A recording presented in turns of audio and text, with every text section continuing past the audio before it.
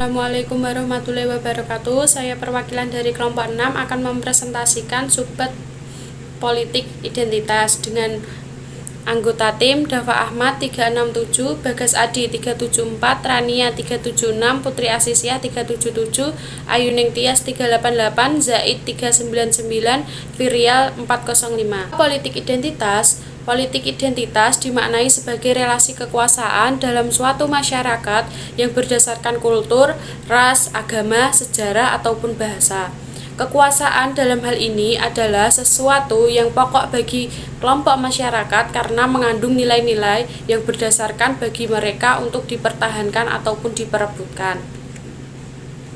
Menganalisis karakter politik identitas dalam 3 tahapan perkembangan. Pertama, tahapan pra-modern yang terjadi perpecahan fundamental, kelompok-kelompok kesukuan dan kebangsaan memunculkan gerakan sosial politik yang menyeluruh, di mana terjadi mobilisasi ideologis oleh para elit dalam persaingan memperebutkan kekuasaan dari penguasa ke penguasa yang baru.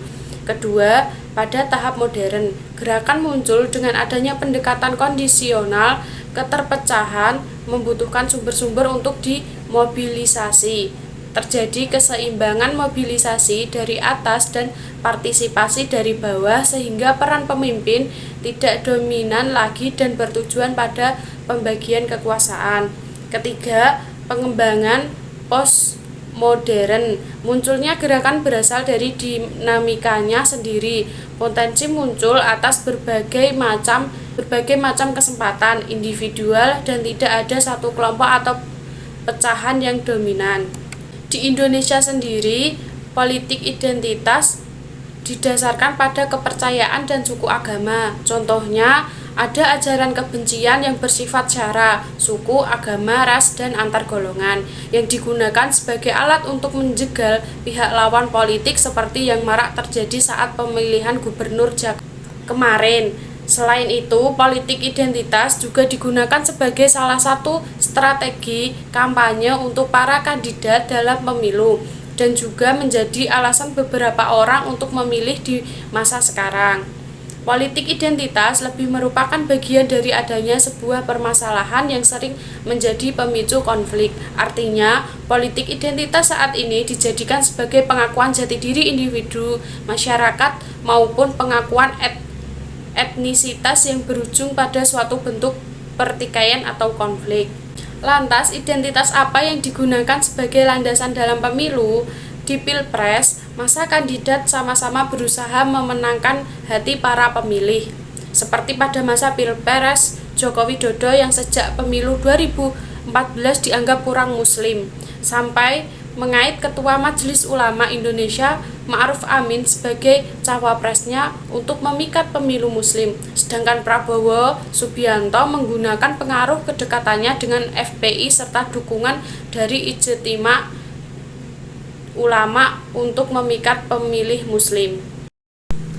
Apakah politik identitas baru digunakan dalam pemilu pada masa Joko Widodo? Sebenarnya politik identitas sudah sering digunakan pada pemilu sebelumnya, namun tidak pernah segamblang ini. Dan identitas yang digunakan lebih ke arah ras atau suku seperti Jawa dan non-Jawa. Lantas, apa yang berubah? Sejak Pilkada DKI Jakarta pada 2017, politik identitas Islam dianggap mampu menggerakkan massa. Dibuktikan dengan kalahnya Basuki Cahayapurnama dalam kontestasi itu. Meski saat menjabat sebagai gubernur DKI, kepuasan ratingnya mencapai 70% atau dengan kata lain, meski warga sangat puas dengan hasil kerjanya. Apa dampak dari politik identitas ini?